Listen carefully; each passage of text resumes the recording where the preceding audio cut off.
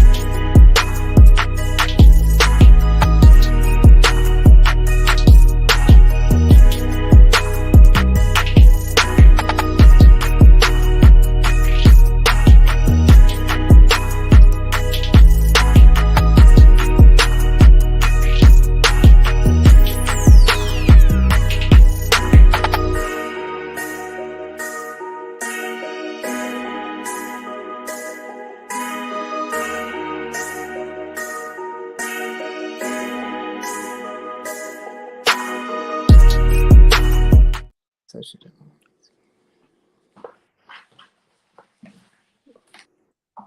Hello, Savannah. Hello, hello, hello, hello. Hello, Savannah, and welcome to another edition of Candily Kesha.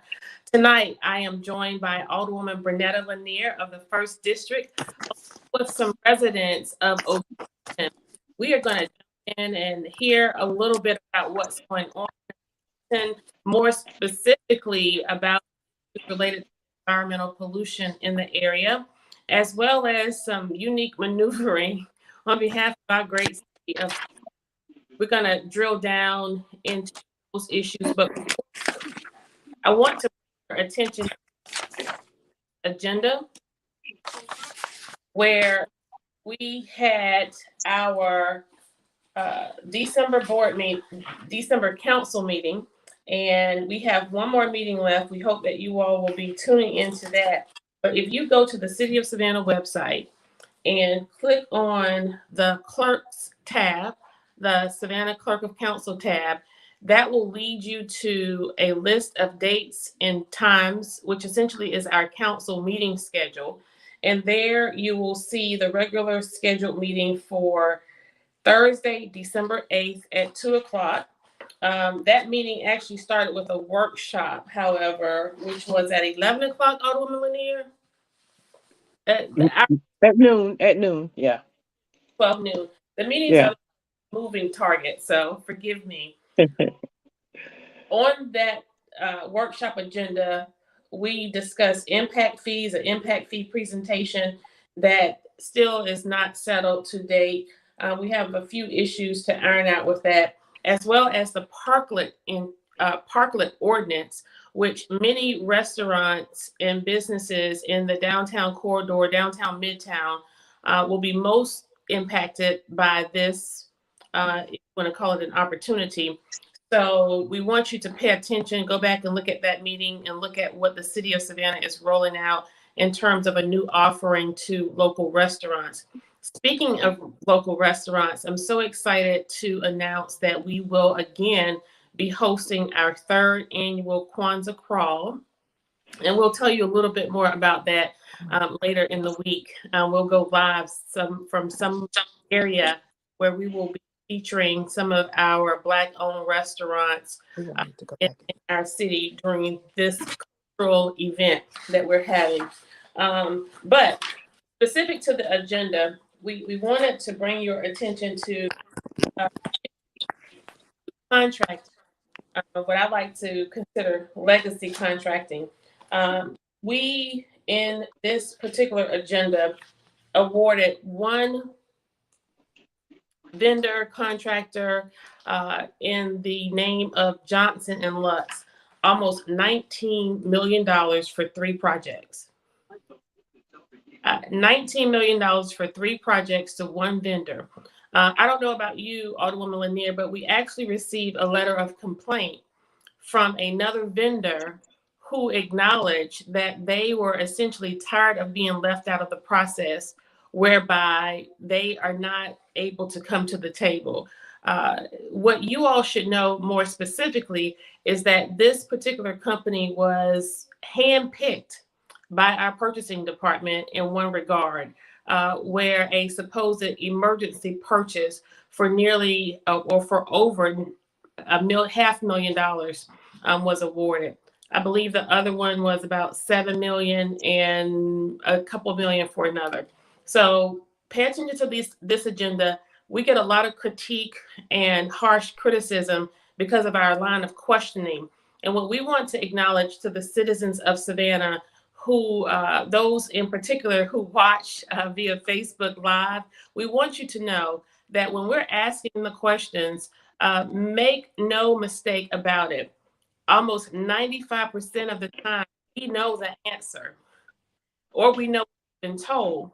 Our line of questioning is our way of educating the public as well as informing the public as to what their tax dollars are being spent on. Because if we do not pause or do what we call pull these items, we can approve these requests in one full sweep without any questions and without anyone knowing exactly where the money is being spent. We also had a handful of projects where the funds are coming from our general budget for construction projects. And we find that quite problematic when we have lots of questions still swirling around old SPLOST dollars that have not been spent.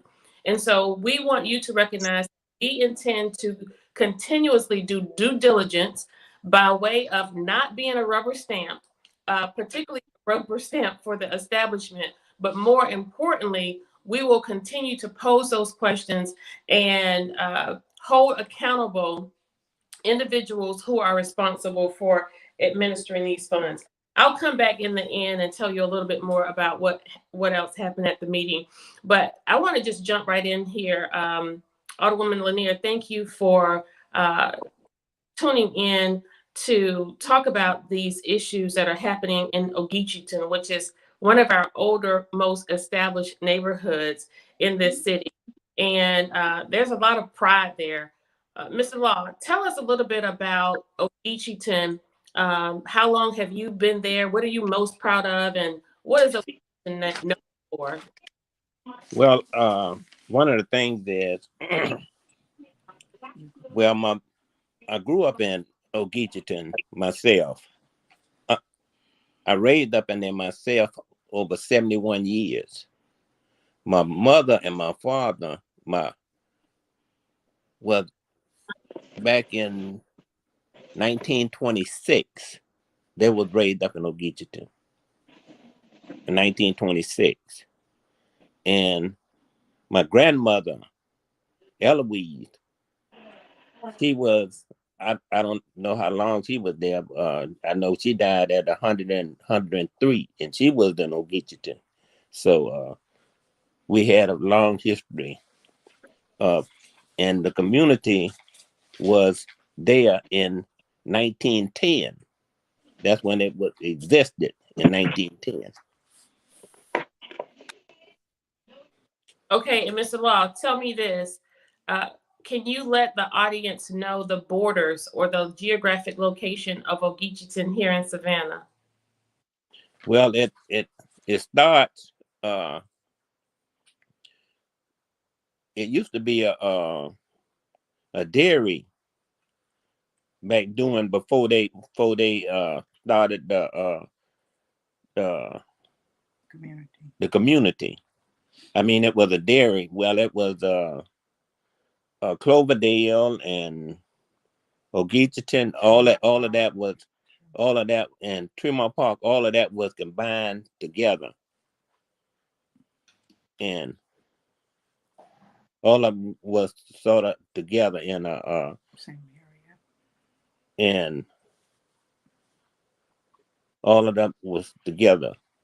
Okay, so listen, I want to throw it over to Miss Law a little bit here because we received a call from you all. You serve as the president of the Ogeecheeton Neighborhood Association, and I first met you shortly after I decided to run for public office and became a little bit more knowledgeable of Ogeecheeton and some of the. I had the privilege of meeting the most senior Mrs. Law previous to her passing, which was quite a humbling experience to be in her home. And as I was leaving there, Mr. Law took the opportunity to tell me a little bit about some of the issues, everything from a neglected playground to the environmental invasion of some of the industry going on in the community that's been there for decades, in addition to uh, to include noise pollution, air pollution, and basically attributed some of the illnesses that individuals have, and actually succumbed to this environmental pollution. So fast forward, there came an opportunity whereby the residents went to the zoning board to hear the petition of a business owner who essentially purchased an old business that dissolved. And in order for this new business to establish itself, they had to go before the zoning board. And the residents of Ogeecheeton pretty much saw this as an opportunity to say, you know what, we're going to take back our community. No more are we allowing these type of businesses to come and have carte blanche of our community. We want better. And so this business is not something we would like to have here. And we have some more pieces that Alderwoman Lanier could express a little more articulately in terms of what the issues really were and what codes and violations you foresaw. But you called on the Alderwomen, myself, Alderwoman Blakely, and Lanier to join you at that meeting. And it was a great day. It was a day of victory for the community because finally, some board of authority in our community listened to the residents, listened to the voices of the residents, and they decided that on that day, they would deny the request. Robert McCorkle was the attorney for the petitioner, and it was a block company. And I want to give all of that background to say this business actually started to operate without a license or a permit for that business. They started to continue the same line of work, actually in a worse way than the previous owners, without permission, essentially. That was reported to the city. There was a long process before that activity paused or stopped, only to have it start back again. Residents made calls to your alderwomen as well as to code compliance, and they were cited. And as a result of that citation, it resulted in a court hearing that was supposed to take place last week, and that didn't happen. Am I correct with that backdrop? You are absolutely correct. As a matter of fact, there, Ms. Law, and take us through. You all are ready for your day in court. Okay, the day came, we were prepared, and then I got a call from a city official indicating that the assistant city attorney had contacted her and said the court date has been moved to January 15th. We were prepared. We were ready to be there So because not only were you ready to be there, you were probably on your way because court was at 2 and you got that call around just before 1. I don't remember exactly what time. It may have been somewhat before 1, but I know we were all pretty much on the way, only to find out that the McCorkle, the attorney McCorkle, and the city assistant city attorney had come together and decided that this is what would happen. That was okay. But then the very next day, or earlier that day, I sent them a letter. I sent it to all of the city officials and pretty much some of the residents in the community, expressing to them that we went to court, we went before the MPC, who denied them a license. Now somebody goes behind our back and decides that they were cited to go to court for their violations. Yeah, they were cited twice. I know they were cited twice. So they were to go to court. They never even went to court in order to confront these violations, which they are currently still violating. So I sent a letter to Mr. Bates, letting him know that we were unpleased with the way they had underhandedly handled this. We don't even want them in our community because they're bad neighbors. We don't like the pollution.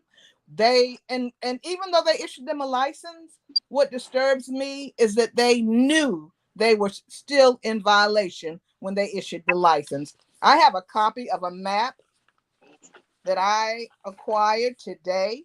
They only have a small portion that's industrial, but yet the map shows cars all over the residential area. So they are still in violation right now. Mm-hmm. So, Ms. Law, I got cut off, but I think it's very important that I'm sure you articulated essentially what your experience was between receiving notice of court date and the court date canceling. I know you all called me about an hour before court because I was on my way. Correct. And when it was canceled, you sent an email said to learn only a few hours prior to court that Savannah Auto X, located at 2819 Ogeechee Road, is again requesting to move their court date back. We are outraged. We are furious because what you are saying to us in essence is we do not matter and we should sit back and allow this company to continue doing what they have been doing, which is operating without a license. This business is bringing dangerous fumes and chemical emissions into the community, and we want this to cease and stop. We are already dealing with hazardous chemicals from Clark's Block Company, which you are very much aware of. Further, we are just outright disgusted and tired. It is only fair to us that since we have allowed this company's attorney to push the date back to January 8th, 2023, that you force them to stop operating. And you thank them for the immediate attention to this matter. You sent this to me, all the alderwomen, as along with the city attorney and the mayor. And the mayor's response was to the attorney and the city manager to advise of the status for the law. And very shortly after that email went to advise of the status for the laws, that's when we got the notice that there essentially was a license in place. Exactly. They had secured a license. And so, Alderwoman, the correspondence, and I love you, Ms. Law. It gives my heart great joy, it gives my heart great joy because you all are doing what we have been advocating for citizens. You're standing up, you're speaking out, and you're speaking up for yourself. You are taking control of your neighborhoods and you're making demands of this local government. You say, Mr. Bates, this is to advise that the residents of the Ogeecheeton community want you to know that this underhanded behavior between the city government and auto export company is unacceptable to us as tax-paying citizens for the following reason. And this is where I want you to come in, Alderwoman Lanier, and just paint the picture of how this is essentially a continuation of what we see happening in the first district as well as in our West Chatham area. Number one, MPC had a hearing to rezone the area where this business is located in our community on September 22nd, 2022. They were denied.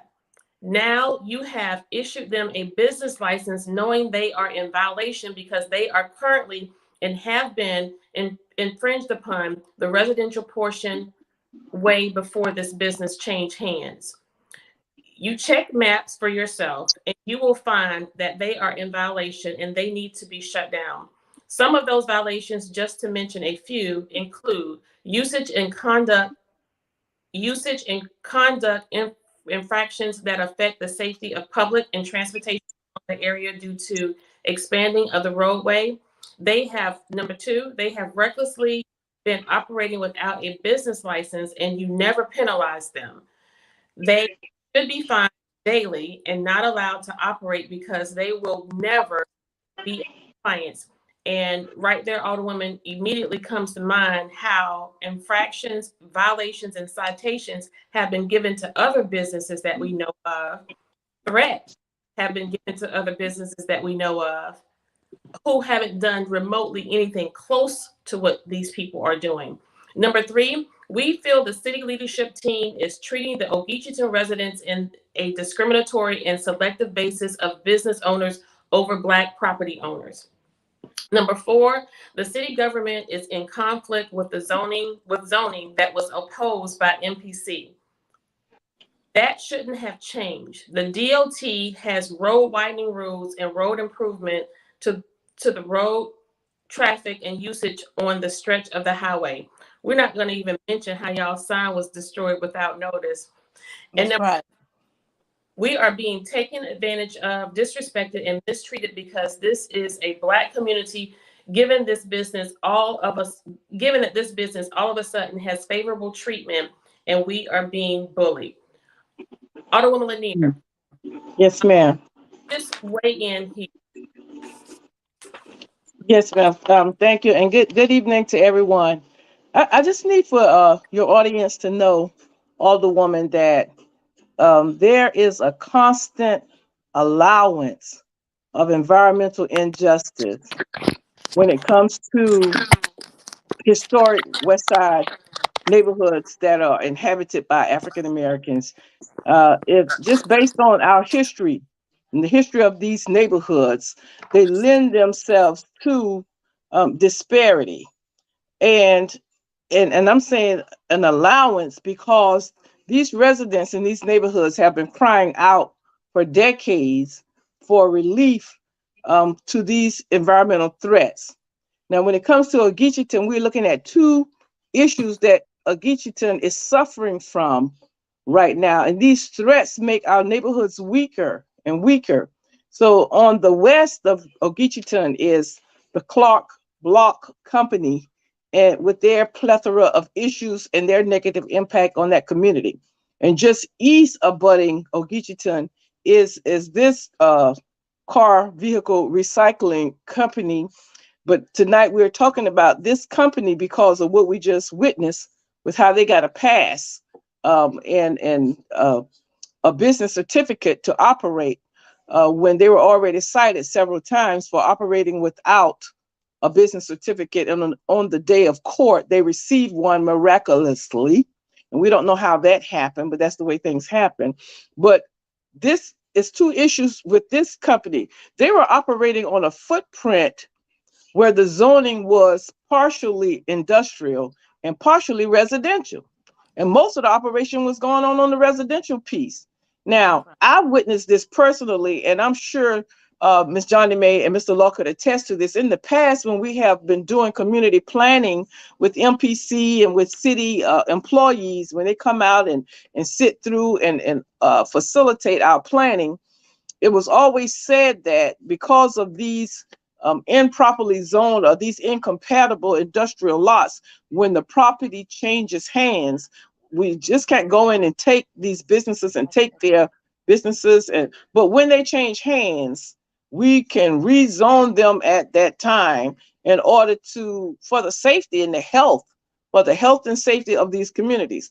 Well, that was said in the Hudson Hill example. That was said whenever we talked about these communities and these environmental intrusion situations. So now this company changed hands, and nothing was mentioned about an opportunity to rezone the property, that it would be compatible with the majority of the area that is residential. So this other company come in and they're operating under the license or the certificate of the previous owner. And where does that happen? Where can I go and start a new business and operate? And I'm going to just operate under the old owner's license. But this is what was going on. And several times they were served by the city to cease operations. And that happened. And we went to the ZBA, the Zoning Board of Appeals. They were told they could not operate on the residential portion. And so now on the day of going, they continue to operate. And then when we go back to court, when their day of court arrives, we get a call like an hour out and say that they received their business certificate. So we just don't really have the resources and the manpower, the legal wherewithal to fight these people who, and this is what they do all day in these offices. And so here again, this community was done an injustice by allowing this business to continue to operate. So this situation is bigger than Ogeecheeton. It's bigger because all of these West Side neighborhoods from Hudson Hill, from the river to Ogeechee Road, all 10 of those neighborhoods in between suffer from some type of environmental injustice. And if you just follow these railroad tracks through the West Side, you'll see a pattern of smoke, water, noise pollution, and it's increasing with the growth of the port, with it, and all of these businesses, they more or less service the port, or they grow as the industries grow in the area. And we like the growth. It's good, but it's not being managed well, and it's not being done in a public health lens where we are considering the people first. So this is our battle right now, is industrial intrusion, is zoning that was created to separate and segregate people. Again, we have a zoning problem that's hurting a historic African American community, and we do not get any help from the powers that be.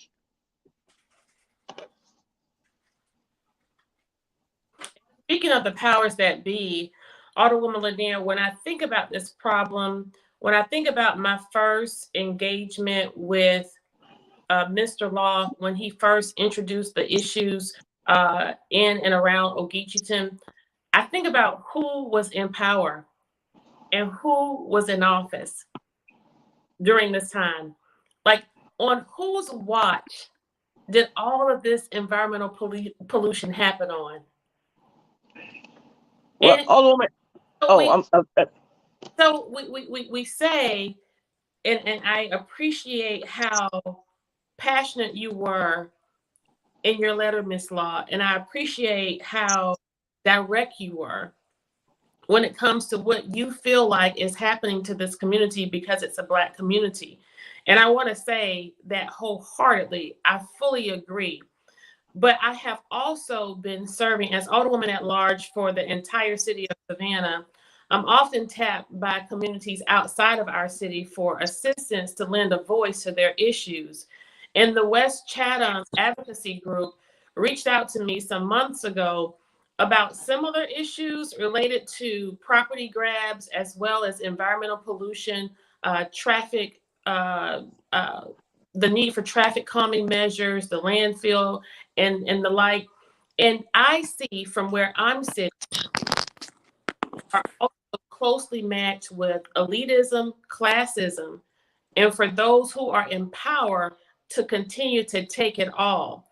And so when I think about that, the other thing that comes to mind, Alderwoman Lanier, in as much as this is adversely affecting African American communities, the sad part about it is it's happening on the watch of African American leaders. It was established on the watch of African American leaders. Our current mayor was the representative of this district for 16 years. If there was advocacy for 16 years and you've now been the mayor for almost 4, what is it that you would, in all of your power and grandeur, make sure that this community is not getting, or make sure that they get what it is that they need? Alderwoman Lanier, am I missing something here? Well, no, I think we have to have the political will to make sure that people are first. Um, and we haven't done a good job of doing that. And this is, we put more focus on the profit than people.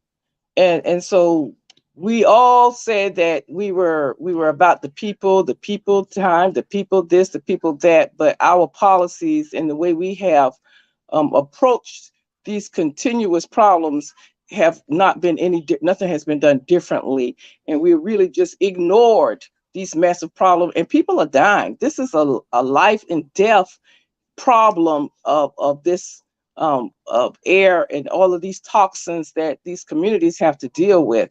And these industries continue to grow, and they have all of these federal and state and local protections, but the people don't have any protections. And to We're that, not missing anything. Alderwoman mentioned that people are dying, people are sick. Can you go through and tell us some of the illnesses and diseases that you have been cognizant of that's happening in the Ogeecheeton community?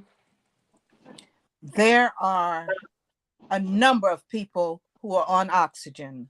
There are a number of people who have died on oxygen. There are a number of people who have died from cancer. That block company, a while back, they came in the city, brought in somebody, the health department. Is that right, Ricky? They brought in the health department. Right. And for some reason, the health department declared that there was no issue there. That's why they left it alone. They moved on because they went and they talked with this man who owns Clock Block. Whatever was said, I don't know. They came and they tried to set up something in the church where they were taking people's blood pressure. We didn't need anybody to take our blood pressure. What we need is for this company to be gone.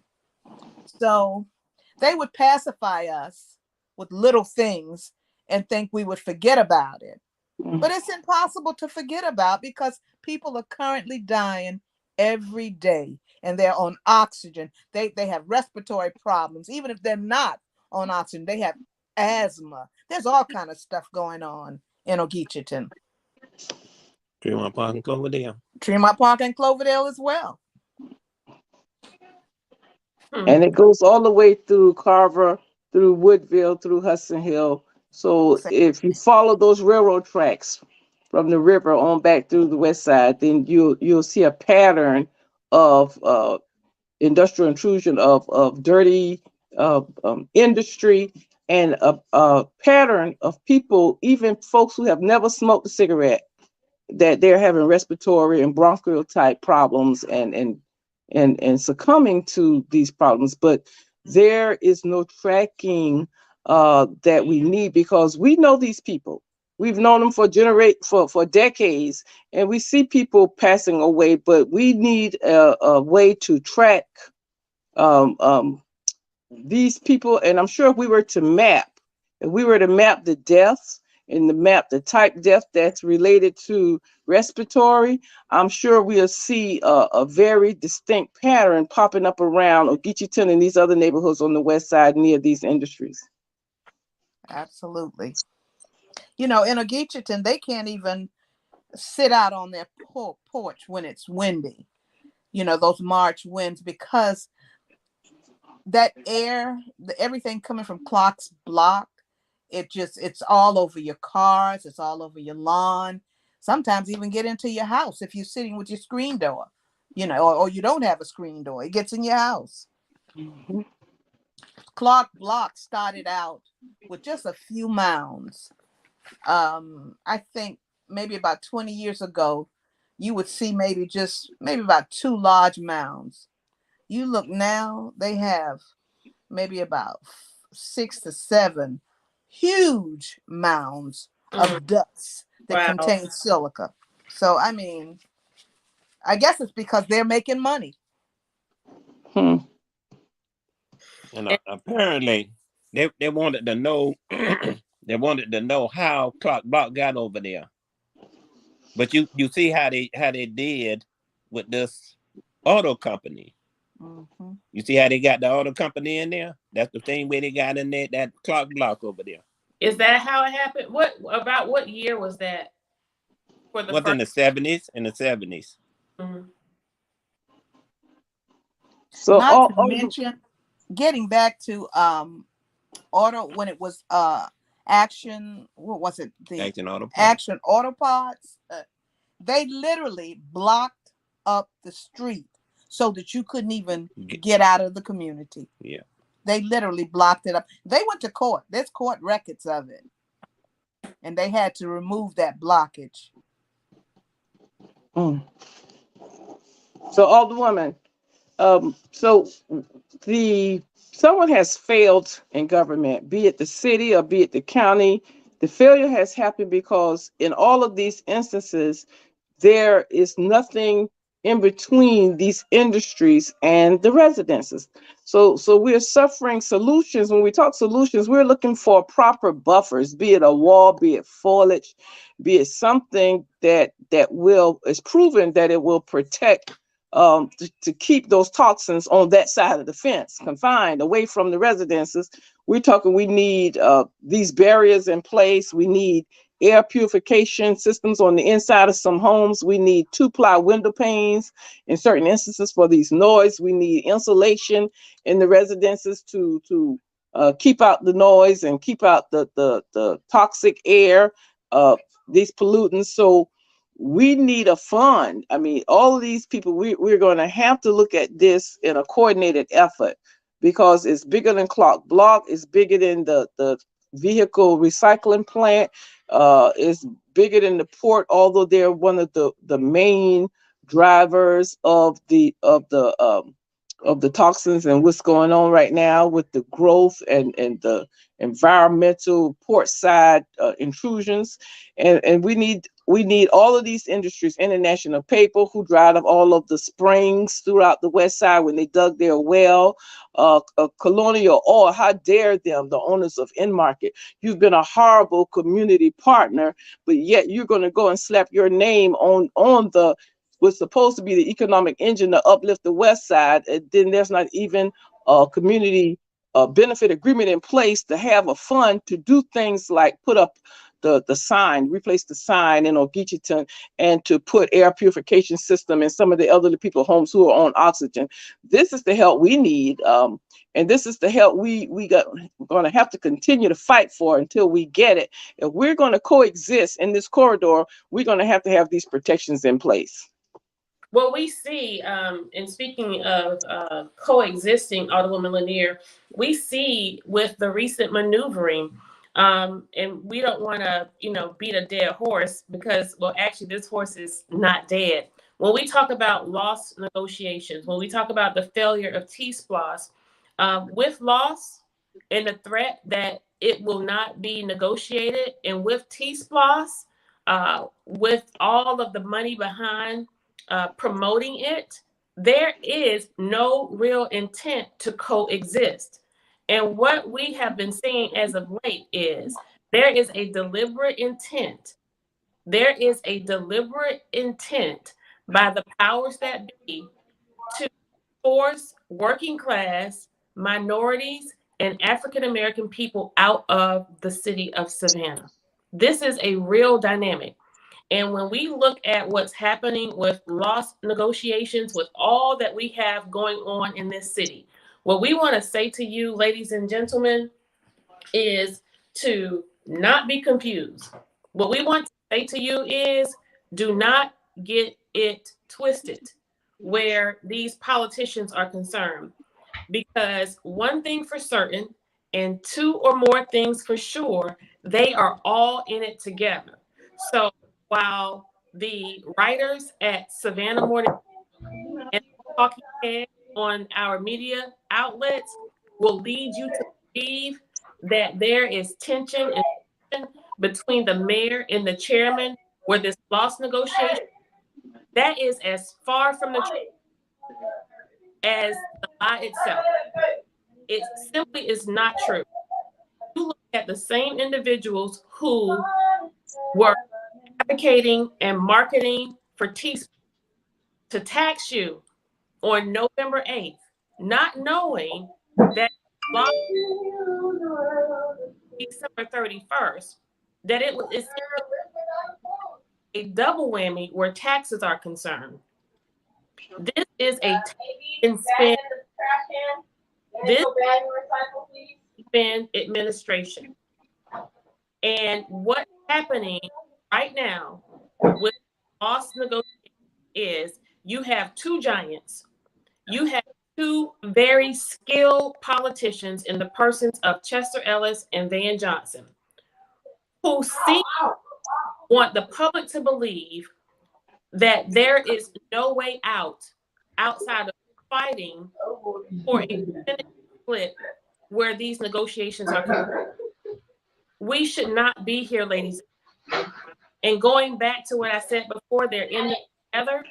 The same people, Peace Plus, $1,000 for Peace Plus, those are the same individuals who fund the campaigns of Chester Ellis and Van Johnson. Look at their campaign disclosures, and then look at the disclosures of those who contributed to marketing for T-Splosh. These are the same drivers behind this whole loss fiasco, essentially is what it is. So you cannot trust the media on this. You can't trust anything they've ever said as of late, as a matter of fact, because it's the media affiliates who are owned by the establishment who want to carve out a narrative that they want you to believe. Look at who the current public information officer is for Chatham County, for Chester Ellis. It's Sean Evans from WTOC. When my husband Max and I started this company almost 50 years ago, the longtime reporter for WTOC, he has a great reward. He got the bailout. You didn't, Chatham County. You didn't, City of Savannah. He got the bailout for carrying the water for the establishment for years. And his big bailout and payoff and reward is a job, 6 figures probably, no doubt, with Chatham County government. So that's how this will work. That's why Sean Evans was always motivated to get stories about me wrong, because I represented the voice of the people. That's why WTOC rarely or hardly ever has anything to say about the work of Alderwoman Lanier, tore her down when it came to the weeping time, poses strong critique and judgment toward Alderwoman Blakely and myself, because our goal, our voice, and our methods are simply to support the citizens of Savannah. So they will be untruthful. And so don't be fooled. Do not sleep on this whole notion of loss negotiation. And I know we're jumping around a little bit tonight, but this is all important. When we talk about coexisting, there is no real intent to do anything for Ogeecheeton. T-Splosh, yes, they want to tax you. They wanted to tax you on November 8th, and they wanted you to pay more on December 31st. But I say to you again, if we do not meet loss negotiations, it will be less, the least of the implication will be the cake on Chester Ellis's face or the failure of the Van Johnson administration. But the most of this, ladies and gentlemen, this isn't about pointing the blame or calling somebody out. If we do not make this agreement work for the residents of Chatham and the citizens of Savannah in particular, this will signal the single largest act of forced displacement for working class people, Black, white, and the like. Chatham County residents have already been assessed a fire fee. We had the threat of T-SPLOS. Now you want more of a percentage for loss. What's with the money grab? And ask yourself, how are your services? What are we paying all of this money for? Why are the citizens of Ogeecheeton consistently contributing to this tax base? Those are property owners in Ogeecheeton. They pay property taxes. Why is it that they have to resort to a public outcry for their voices to be heard? And so I appreciate lending my platform to you all here tonight. I see you, Mr. Kenny Law, you've just joined us. I want you to come off of mute and offer us an account and what it is. You may want to ask the people in the background to give you a minute. Okay. Or I'll go into a quiet area. I'm here with my nieces, and they're coming home from school. I'm in California at the moment, so that's why things are a little rambunctious here. I think so. Give me a second here. No worries. And we know that you came all the way to Savannah to join the effort at the Metropolitan Planning Commission.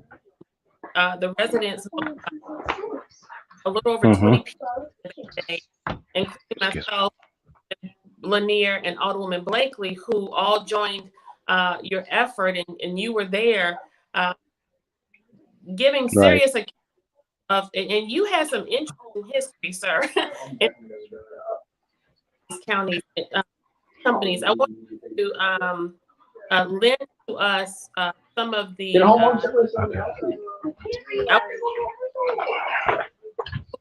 historical bring us.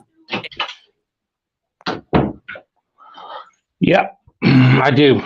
What I'm going to say, and I thank you very much for sharing this platform with you all. My situation and my background from the corporate world and large industrial business and banking, as well as being a resident, I grew up in Savannah. So I know Savannah from living there, and my parents and my residents and my cousins and my siblings still live there now. I've dealt with this particular junkyard growing up as my father, when we owned the property on Ogeecheeton adjacent to that property. There was another neighbor between us. He's taken over that property. He's encroaching on our property this day. So I have made a decision that I have to take legal action to file activity against that particular owner and the new business owner that is residing on that property. So we already have an issue with the DOT currently because of the road widening. There's a lawsuit that I'm involved with that.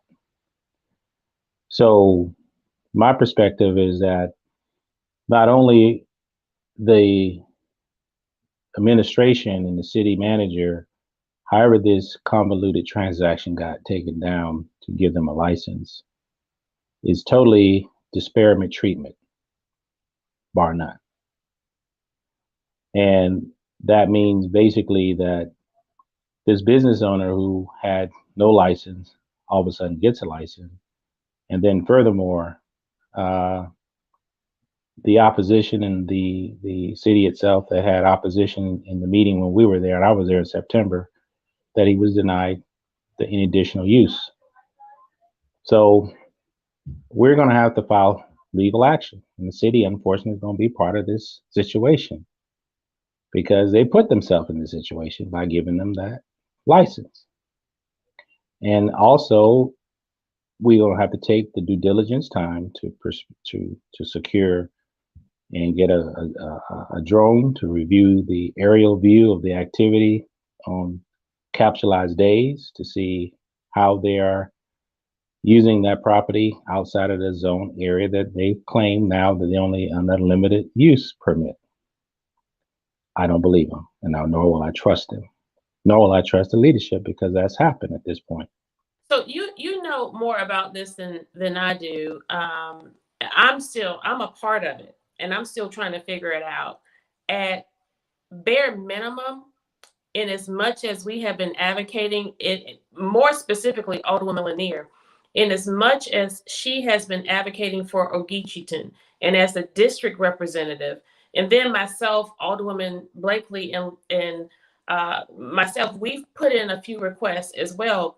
At bare minimum, if they were going to extend this license to this company outside of council approval, outside of the MPC's decision to deny it, why not contact us and say, listen, Alderwomen,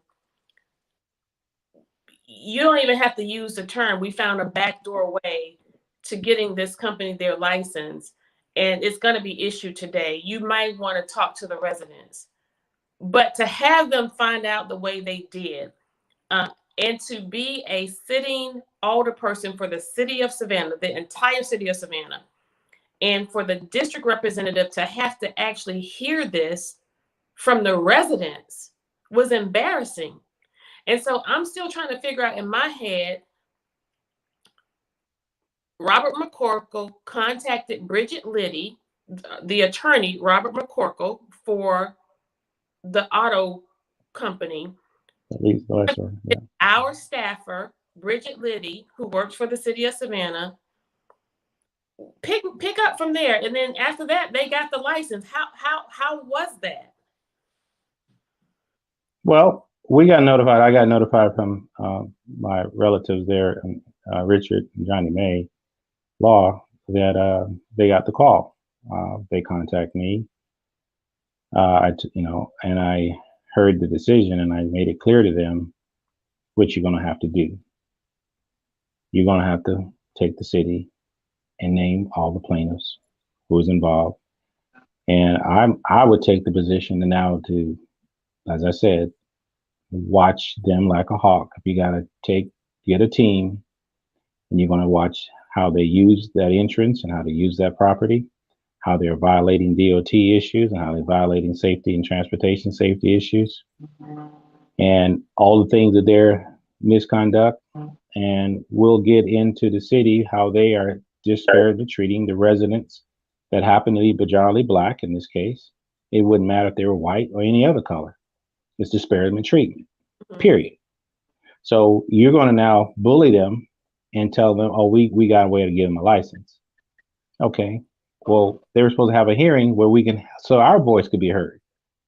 We were denied that voice. So now the city's going to have to give us some punitive damages. And they're going to have to get this neighbor who's bullied us in that community for too many years, well over 50 that I'm aware of.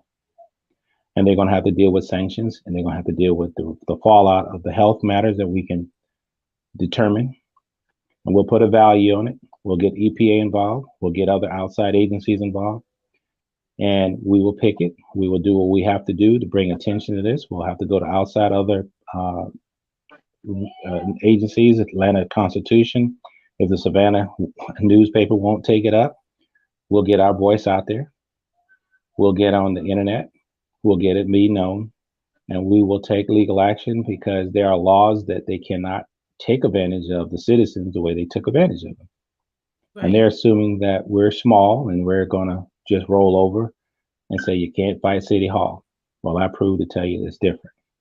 Well, you are paid to pacting in it, and having Alderman Lanier and yourself to thank you for the time and allowing us to communicate with you. There is no way the city's not at fault now. They put their hands in this cookie jar. Now they're going to have to get their hands tapped on it, and there's a certain unfortunate retribution that's going to have to come with it. Right. And we're not going to stop until I'm preparing to put a plan together to revitalize that property in a way that's more conducive to the city's needs and that community needs. Because along that stretch of highway there, 2516, that community is not fairly being represented or being considered. Right. If you got health issues, Savannah is growing rapidly. And it's about to grow even more, given you got a major industrial car maker about to come into the I-16 corridor. Yeah, it So is. if you don't think this is going to be a problem, you have a big problem now. And it's been said that we have to now find housing for the people who are coming here from and for Hyundai. And I'm like, so we don't have to find housing for the people who already live here, who were born here, work here, who grew up here. Yeah, we kind of have it backwards.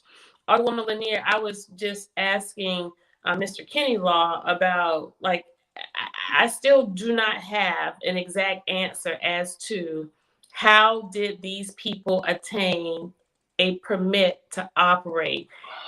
Provisional permit, was it to operate a certain part of the business that may be approved where another part is not? But it's my understanding that nothing has changed in terms of the scope of how they work.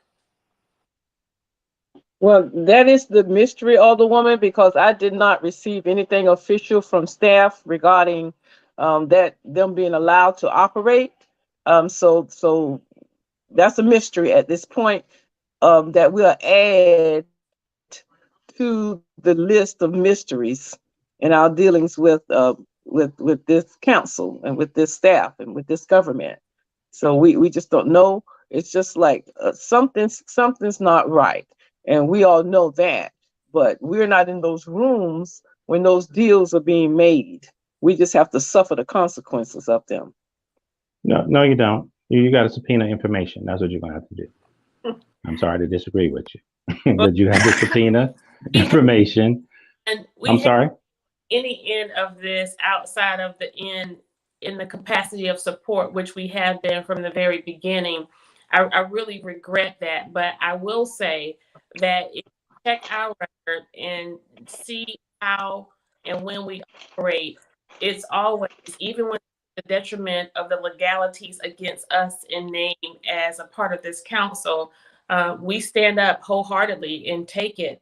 But the unique part about what people don't understand and get about us is that in tandem to standing up in the face of those litigious pieces against us, we still stand and stick right next to our residents, just as we are with the Weeping Time property. And so however you all proceed, just know that you have us as a voice of support, and wherever and whenever you need us, within our will, we will certainly be there for you. And to your point, Mr. Kenny Law, this invasion is happening to many in the West Chatham and Ogeechee Road corridors. One more specifically is actually to the Hopeton community and the community off of Little Neck Road. There was a on our last agenda to, let's read this here. This is a petition of Ethan Underwood, agent of and for Hopeton South Land Trust, the property owner, to zone 278.16 acres located off Little Neck Road near Ogeechee Road. They want to move from residential agriculture to residential agricultural county for this previously planned community for business. And so it's my understanding, and being contacted by former members of Garden City City Council and current members, that this petitioner actually cranks out quality products, right? They had nothing but positive things to say about his developments in the Garden City area. The problem, however, is in this particular area of Little Neck Road and the Hopeton community, they are continuously plagued by heavy trucks, heavy traffic, and similar environmental pollution as that to Ogeecheeton without any or little relief. And so these pieces come to the city of Savannah after the city is successful in annexing the property from the county. Then the residents have no county representation. And they come to the city, and we're supposed to take the position of, well, the city now owns the property. It's been annexed into the city. We don't represent you.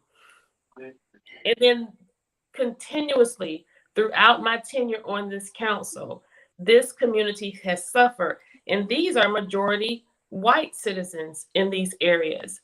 And so, again, we see that it's more of an elitist and a classist issue, but there has not been as much adverse implications for communities like such as Ogeecheeton has experienced. So we're happy that you all are finally, not finally, you've been speaking up and speaking out, but you're taking some next more aggressive approach. We're going to take a more aggressive approach to this agenda.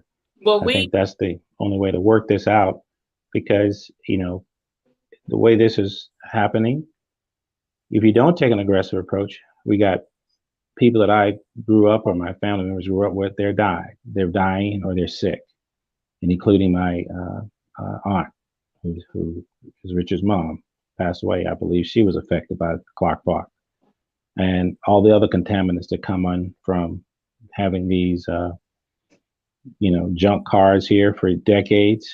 And the city needs to take a EPA study, and they need to know that the city now has grown to a different level. They have to be more responsible. I mean, you can't just take tax dollars from these citizens and treat them differently than you would treat any other citizen. You need to ask the question, why?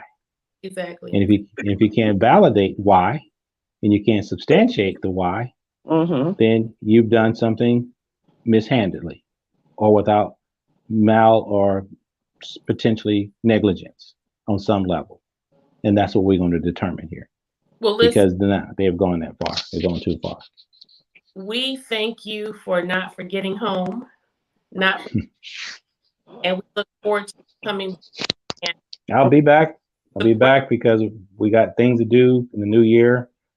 But coming up in January, well, we got things to do. I'll just leave it at that. But we got to get organized and get fashion to accomplish, with your help, Lanier, and any other state senators. We got to get this done, and we got to bring light to it, because this was not disclosed in a proper forum. This was done sidebar some kind of way. I'm glad. And our voice was not included in that sidebar. Right. I'm so glad you mentioned state officials, because the city of Savannah, I think in large part due to the sensationalism that happens with our council, gets the most attention, and that attention provides cover for our county representatives and our state level representatives, as well as those who are serving us on that national stage. Forget them, Mr. and Mrs. Law. Very simple. Call our representatives, and we'll get them in here to help you. Yes. If you did this, is very simple. If you do this to at least my brother, when you've done it unto me. So that's how this principle works. So I want to say one thing. One of the things is that they had two. They was going to court for those two, citations. 2 citations. They supposed to be going to court for 2 citations. Looked like they would have just went on and did these 2 citations at least, and made it look like they got through the city council, went through the city council and got the license done through the city council, but they didn't do none of that. They just overlooked the city council. That's a great point. Did you hear that, Alderwoman Lanier? They have on the book. They have 2 books, and before even being held accountable or presenting themselves for those citations, they get a license. We have businesses, at least one who has been hanging in the balance almost 4 months. And their location actually fits the use. Their service delivery fits the use for the location that where they want to set up. Yes. And they So, have been cited. And they had to go to court. so what I'm saying is, when I heard Van Johnson say he didn't know anything about it, the city council didn't know anything. The three aldermen who I know, they say they didn't know anything about it. Well, what I'm saying is they just disrespected y'all. Right. Oh, that's where, yeah. And that, you know. Yeah. Well, you're right. You're right, Richard. Well, I'm gonna say this as well. Well, they overlooked you. They just mistreated you as well in your authority and how they should properly inform you. But the thing is here, this city manager has a problem because he can't be city manager and starting to allow sub assistant managers to cut deals with people who are in sanction in violation. And I believe it's it was the called city attorney. well, city attorney. Mhm. That's whoever that official is. He's got some explaining to you and every alderman and the mayor and Absolutely. the us This citizens. is exactly what I'm saying. This is exactly what I'm saying. And they the lady wanted to talk to me the other day about what they were saying about they wanted to have a meeting with us. I told them, Yeah. I said, what do we need to have a meeting for you? For The what? assistant city attorney. Mm-hmm. Right. And so for us, it's less about us and their disrespecting our positions because we've grown accustomed to that. But I just want to say to you that nothing happens in this administration that Van Johnson doesn't know about or has his hand on. And this, if this were a district that he did not represent previous to the 16 years, I wouldn't have much to say there, but I'm going to tell you this that I know. His hands are all over this. Well, he showed up at the meeting as well to give his voice in opposition to this business owner. Yeah. I told him myself. I said, he said, I didn't know it. He said, he said, I didn't know anything about it. I said, well, but you the mayor anyway. It fall right on your head. Well, we Well, have. let me say this, Alderwoman, and I'll be done about what's happening right now. Ogeecheeton again. Let's talk about the math. You have 4 representatives, and it take 5 votes, and you have a mayor who was your alderman for 16 years, and now you're mayor for 3. You have an alderwoman has been in the seat for 3 years, and you have 2 alderwomen at large. There's something called political will, and it's because the staff takes their leads from the council. And if we allow certain things, or if we don't change certain things and don't stand up for certain things, and then you'll get more of the same. Anything allowed persists. And we are allowing this, and it's persisting. So if you get 4, we should all be able to put something on that agenda about what's happening and get one more person to help us support it on your behalf. You should not be underserved with that many people. We should be together, voting together on your behalf. Now, let's make sure that happens. And to that point, Auto Millionaire, Mr. Kenny Law, what I want to say is the city manager acts at the direction of the council. The city attorney is responsive to the city manager. Despite their titles, they do not act without direction from the mayor and council or the mayor alone. Okay? Okay. Wow. We have to start being big enough in this community to stop aligning ourselves with politicians to the extent that we have more regard for friendship, relationship, and kinship than we actually do harmony in community and the quality of life in our community. And We rightship. Include that one too, rightship.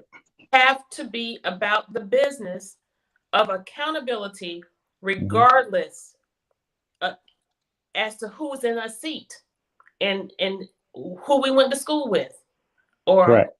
who made the best potato salad at our church, or Right. the piano at my daughter's wedding.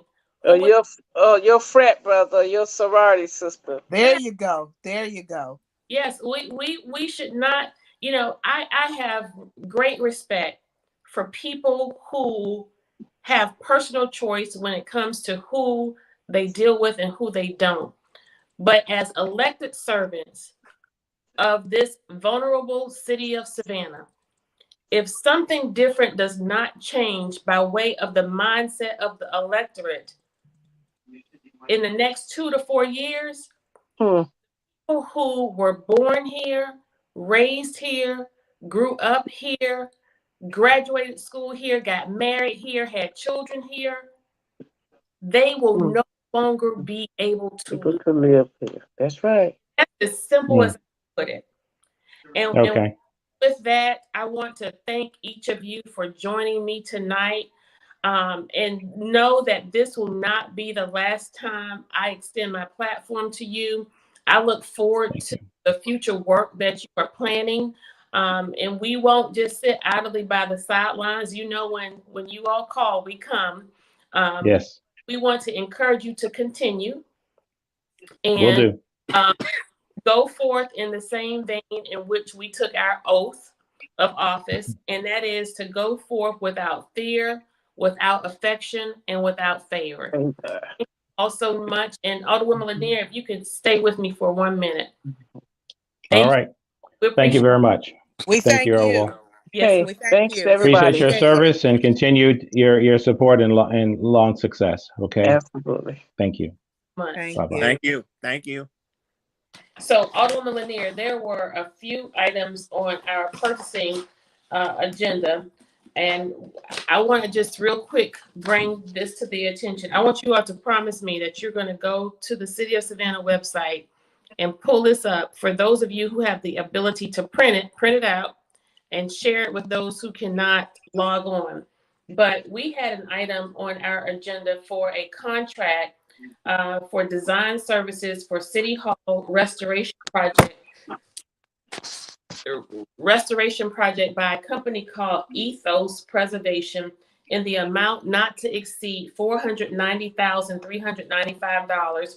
The services will be used to complete an investigation of existing conditions, prepare an assessment report, develop detailed restoration design, prepare a phased plan for preservation and restoration construction efforts, aid in confirmation of contractors' pricing, and perform construction administration and project closeout. Okay, so this was a capital project for the City Hall on Bay Street. Now, this $490,000 plus is not to build or develop anything. You heard me, right? It's for design Mm-hmm. and for pre-construction work. So we wanted to know where this money was coming from, because we're at the end of the year now, right? That's right. Gangbusters on spending. We know that we are highly sensitive in that this council has a track record of spending money we don't have on things we don't need. Okay. And so we were not specifically told exactly what part of City Hall this money would be spent on in our narrative in the budget. It wasn't until we asked the question out loud at the meeting that we were told by the city manager that this was for work to be conducted in the area of the rotunda, in the center of, I guess, just under the Gold Dome, as well as chambers. And once we asked the question, we learned that the money was coming from our real estate reserve and from our general funds. The word general funds is what moved me when I saw that we had a woman petitioning at the top of the meeting to have $10,000 restored to her organization that provides support in helping people get eyeglasses, hearing aids, diabetes check, and diabetes medication, so forth and so on. This was MedBank, right? $10,000. But we fast forward in this agenda and we see $490,000 to brick and mortar versus that $10,000 for flesh and blood. Further down, we have another $960,833 request for a contract to Johnson and Lux for interior demolition of the Gamble building. Almost $1 million to demolish, to tear down stuff. Okay. And that too is a portion of those funds are coming from the general fund in real estate. Again, we were not told, what's her name? I thought she had gone away. I hadn't heard from her, and I got kind of excited that with the Savannah Business Journal, what's that lady's name? She has a male name, but Lou Phelps, right? She had audacity to say something related to, do we read, or we should be asking these questions in other forums, or something along those lines. Her and a couple other people were chiming in. I just find their commentary comical, right? But we want to say again, Lou Phelps, we ask these questions, we present these things because we read, and we're cognizant of the behaviors that mimic actions that are not consistent with being fiscally prudent. And so because we are not rubber stamps, we have a responsibility to the electorate to let them know how their tax dollars are being spent, whether it's from our general fund, our reserve, a SPLOS, whatever the case may be. People should know. Now, Alderwoman Lanier, with regard to Johnson and Lux, in some previous meetings, you were able to identify that this company is considered a DBE. And can you tell us a little bit about how that process works when these individuals, because as I stated, this one company, Johnson and Lux, this is almost $1 million they got here in item number 33. And then if we go down a little bit more, item number 36, there's a $500,000. So we got about 1.5 million so far. And then we go down a little bit more, or should I back up some? I believe they were the contractors who got the award for the cleaning up under the Truman. The Truman and the, what about the fire department? I mean, the police. So many, Alderwoman. And let me tell you, my concern with this contract, are they legal right now? Yes, they're legal. But the true intent of the DBE program is being dishonored because we allow this. Now, in the contractor world, there are a lot of problems that need to be dealt with. Change orders need to be dealt with. And this problem of taking a majority company, putting a white female who would make them qualify as a minority, because white females have been overlooked. And there was a tendency for white male contracting companies to put their wives or their daughters or female as the head on paper so they could qualify even further for those projects where they would have been scored higher because they were a DBE.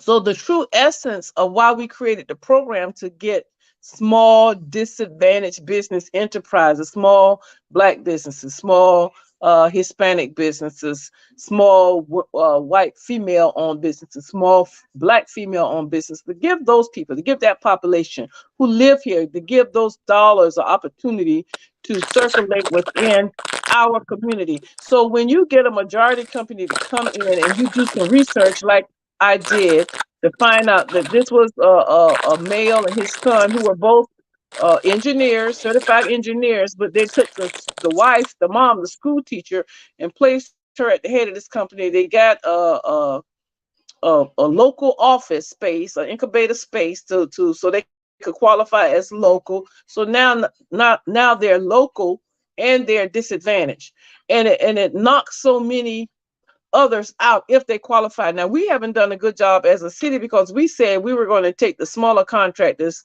and we were going to partner them into a joint venture with large contractors so they could create and build capacity so they could start qualifying to be a, a prime contractor on these contracts. We haven't done anything on that.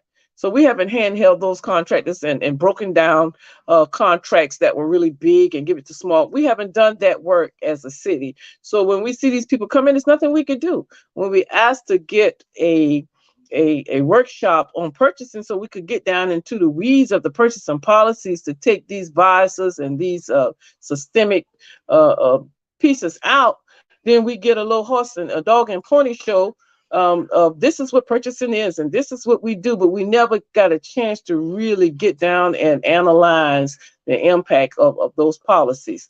So that's what we're dealing with companies like Johnson Lux. Are they a viable company? Yes. Can they do the job? Yes. But we're missing the intent of creating and keeping those dollars here for people who live and work and is from this area, and that's the problem.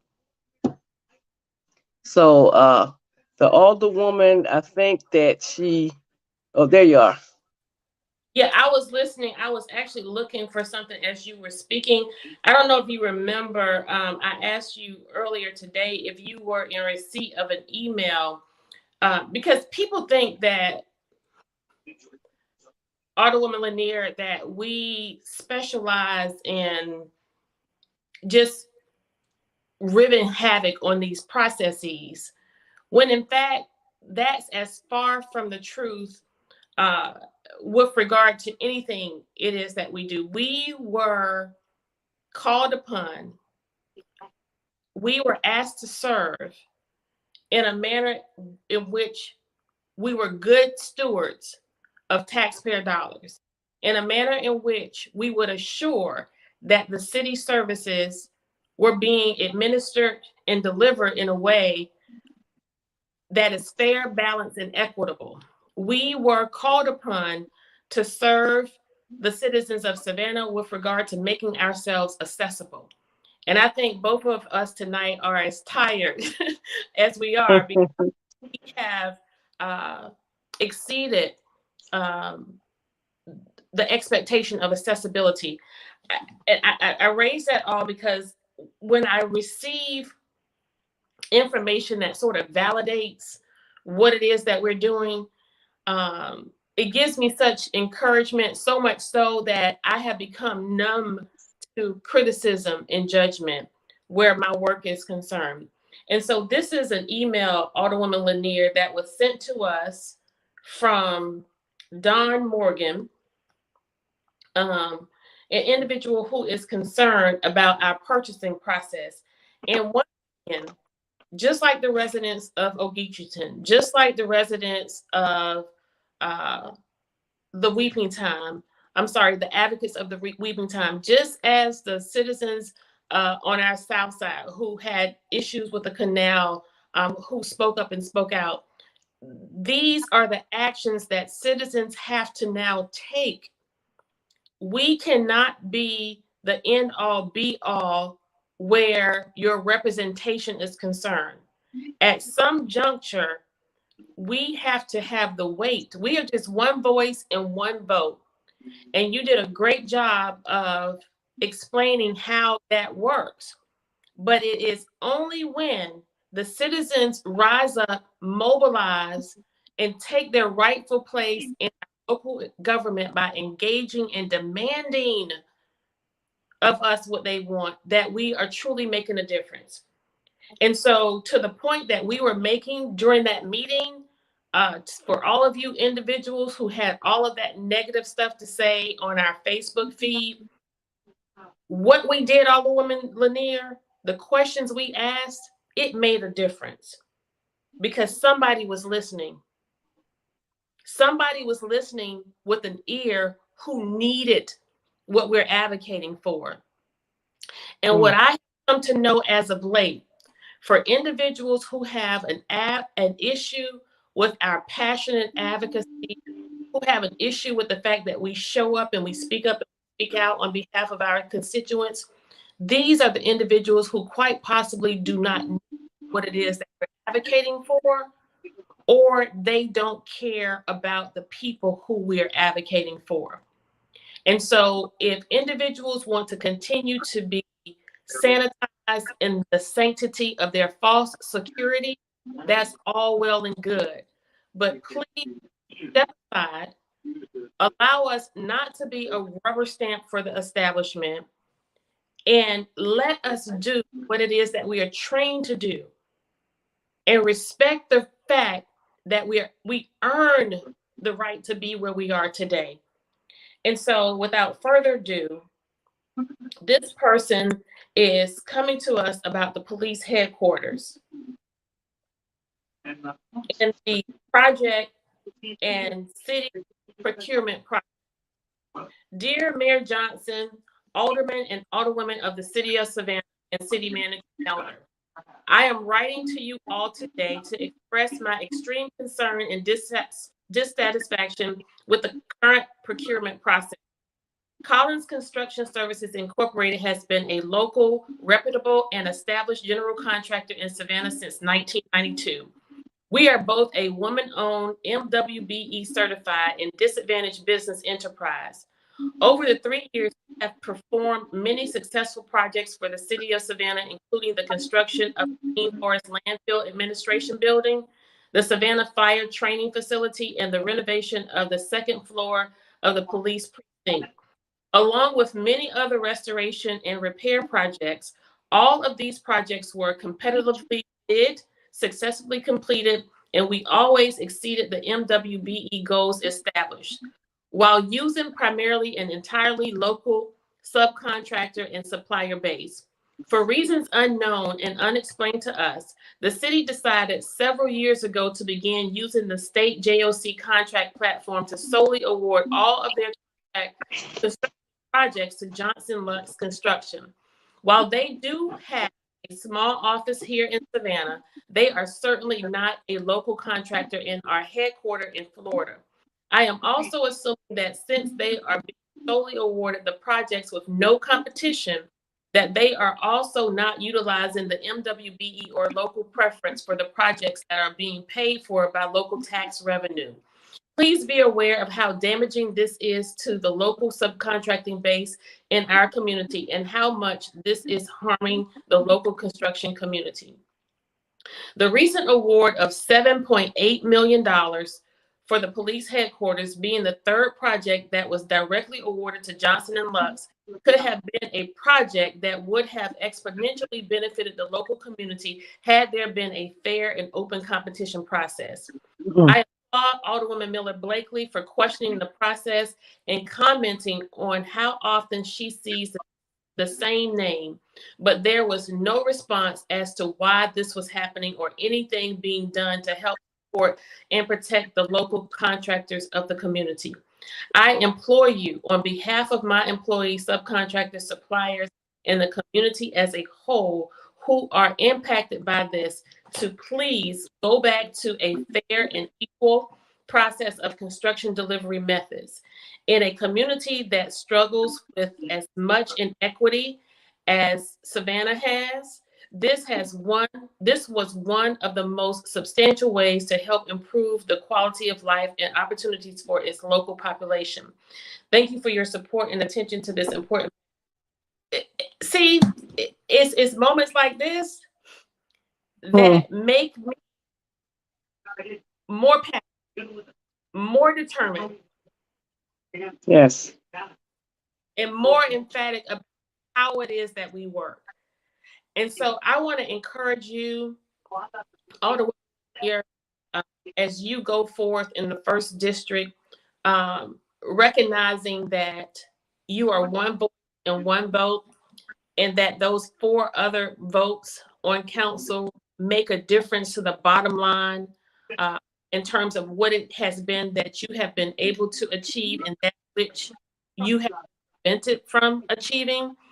And just continue to do what it is that you are doing.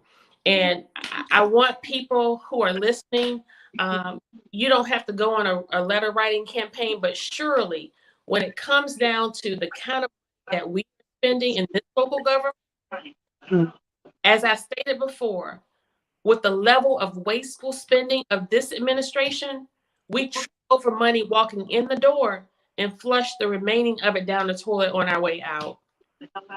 There is enough in Savannah for everybody.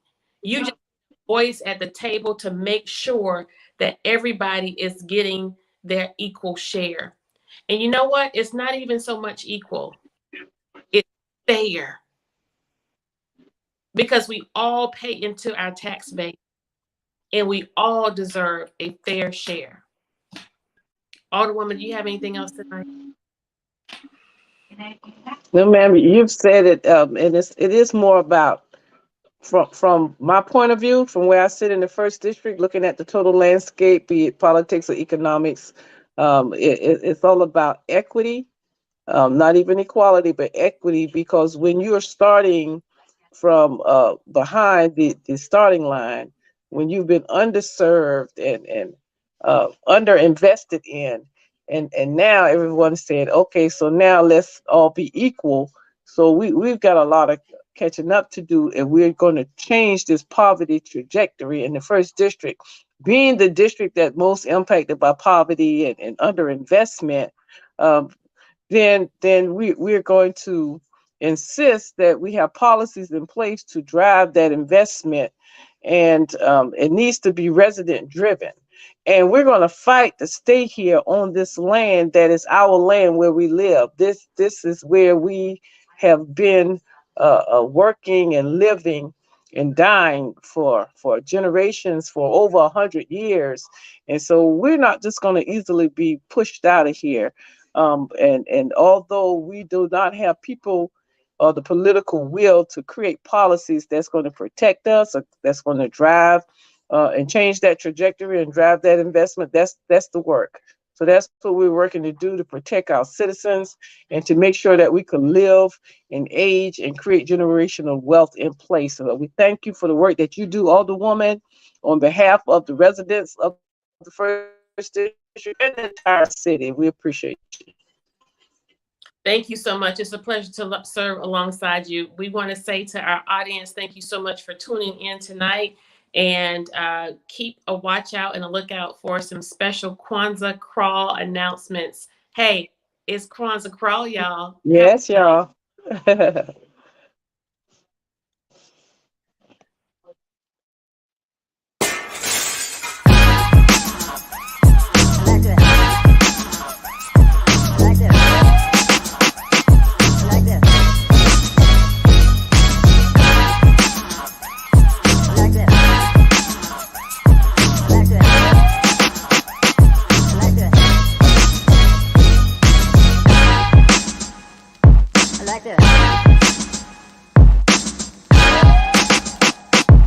like that.